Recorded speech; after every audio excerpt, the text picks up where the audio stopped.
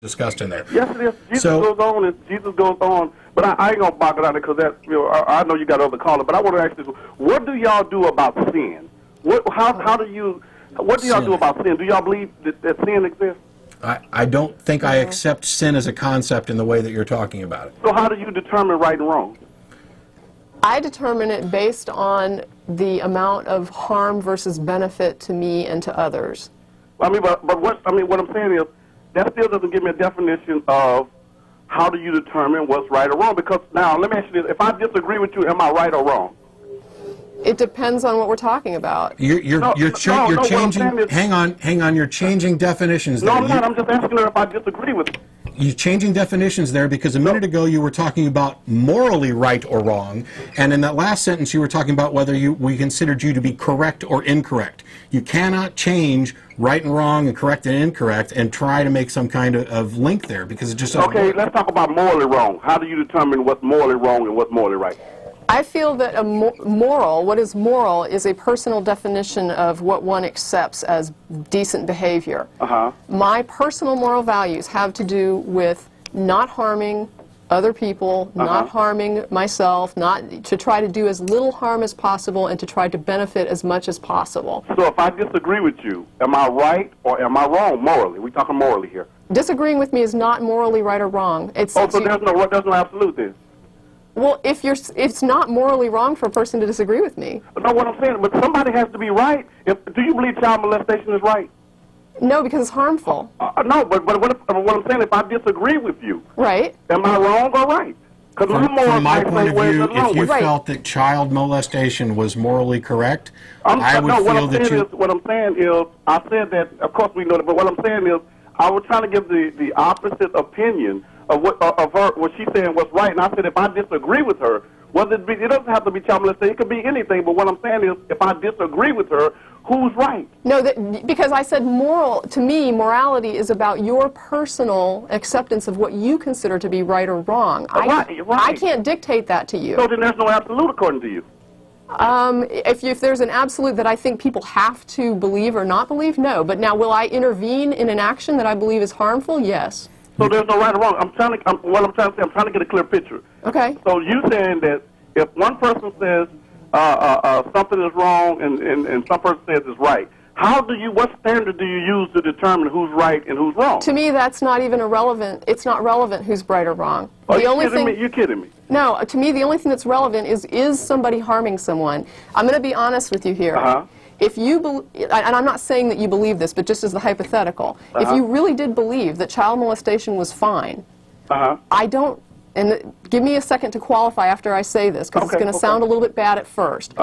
I don't believe there's anything wrong with you believing that.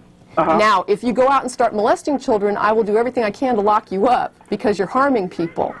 What you believe is your morality, and I don't care what you believe and what your morality is. What you do, I do have a great deal of care as to what you do, because if you start hurting people, I will join with other people to put you away. The most significant thing is about this isn't necessarily what somebody's personal morals are. It's what the society and the groups and the different social structures get together and agree they are going to enact as laws, etc. Right. What is healthy for the culture? Okay. Well, the reason why I said that, I said it to say this. So then slavery must have been okay then. Well, according to your religion... No, the law. According to your religion... Not my religion, the law. Jesus said servants obey said it was okay. I'm going to put you on hold if you keep trying to talk over me. According to your religion, sir, slavery is allowed. Yes. In the Old Testament, not only is slavery endorsed, it specifically says who can be enslaved and who cannot be enslaved, and how you're supposed to go about marking them by holding their ear up to the door and driving a spike through it. It also talks about how much you're allowed to pay. If you go back in history when slavery was an issue in the United States, there were a great many of really down-home Christians who were very proud of the fact that their Bible supported slavery and that is what gives them the right to keep doing it. So, go ahead. Okay, now, you just switched it. You said that once you get a group of people who says according to the law that it's wrong, then that's what you do. Now, slavery was considered a law. Okay? No, you have a conflict there. Wait, I didn't say that anyway. I thought that y'all think slavery was wrong. No, wait, I didn't say that if the law supports it, that I automatically support it. What I said is that if somebody's harming people, I will get with other people to try to stop that. Right, but what I was asking both of you guys was do you believe slavery was wrong? Yes. Yeah, okay, I don't support slavery. This is what I'm trying to say. Then there was other people on the other I believe that slavery was okay. Correct. That's correct, and that's an example. That's an example of how two people can hold exclusive moral positions on something. So who's right? There's not a right or wrong. There's you telling me slavery? There's no right or wrong. There's a whether or not you agree with it. Right, and I don't agree with it, and I would try to stop it. Right, so who's right and who's wrong? So what I'm trying to get you to see is what standard are you using to this? You got to have a standard to use to determine what's right or wrong. You can't just say, I use my own standard, and so do you, and so does everybody else. Yeah. And when you start associating with other people whose standards agree with yours, that's when you start making progress on issues. Well, I see that you guys are not going to answer that because no, I think we've answered it several times. No, because the first thing when you say slavery, first thing you come out of your mouth was I don't accept your proposition that there is an absolute right or wrong, independent of perspective of individuals. You said there is or there isn't? There is not. You telling me? So in other words, then I guess child molestation isn't wrong. There is no absolute right. If you're correct, there's no absolute in the way that you're trying to define it. No, I'm just saying. I'm asking you. I'm asking you what's good. My personal morality includes child molestation is wrong. That doesn't mean that is an absolute. That is my personal opinion on that particular issue. So on that particular issue, there can be another side and nobody's wrong.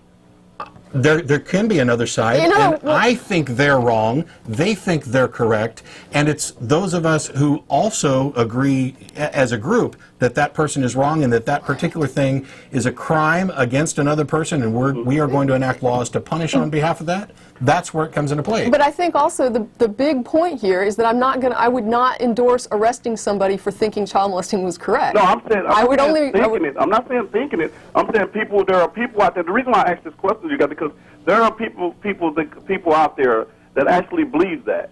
You know, there are people out there that actually believe that. That's why we're having so much problem now today with all this. And that's why I asked you. I started my question off by asking, do y'all believe in sin? See, that's why, because to me, that's sin. Well, maybe I should have asked you, how do you define sin? I think anything that's contrary to the will of God. Okay, then I can't believe in sin because I don't believe in God. So we have an issue right there. Right. And the thing is, I know y'all got other color, but I would just say this is that it's like this. One day it's okay to have your little program and stuff and tell people about atheism, and that's fine. Thanks. But and like I said, I admire what you guys are doing. But one day you're gonna stand before God, and you know all that trying to be separated from God. He's gonna give you your wish. You will be separated from Him forever. And like I say, and I will say that there are a lot of Christians, and I agree with you. There are a lot of people who confess to be, because you got to understand that word confess to be Christians, and they do things which are not Christianity, which are not Christ-like. And so some people look at that and say, oh, man, they say they're Christians and they live in this way. The Bible calls them hypocrites. Bible calls them hypocrites. Now, see, y'all, I don't understand why I never hear y'all mention people who are Christians who are doing good things. Every time y'all mention a Christian, it's somebody who either taking money or doing something, stealing or something immoral. But I don't know. I apologize. I said good power to the guy that's building the floating zoo, Noah's Ark. I said get more power to him. You was just being sarcastic. No, really, more power to him. I mean, that's not Christ-like. And as an example, here's an example of the problem. I can say good things about Christians, but the Christians who I choose to point out and say he's doing a good thing, odds are you'd probably think they're not true Christians. There are a lot of Christians I know that are actually doing things, but it's just unfortunately the ones that are quote-unquote confess to be Christians that do bad, they unfortunately get all the spotlight. When I die, I believe that nothing significant is going to happen. I'm going to cease to exist. If in fact I'm wrong. So what happens to the life that's in your body when you die? What happens to that particular life? Where does a candle go when it's blown out? Well, see, that's my point. Y'all have never met anybody who have died and went, or as you say, into matter or whatever you were saying. I mean, that is not sound. That's not sound. It's like, that's a fairy tale. That's a fairy tale for grown-ups. Now, that's really a fairy tale for grown-ups. What's a fairy tale for grown-ups? That you die, and I heard her mention something about when you die, that energy in your body just, I guess, goes and something. No, I'm sorry, that's not a fairy tale. That's science. Who do you And know that happened to? not to be rude, but we're going to go ahead and let you go because there's other callers that have been on hold for a while. Okay. You're welcome to call back. Thanks for calling. If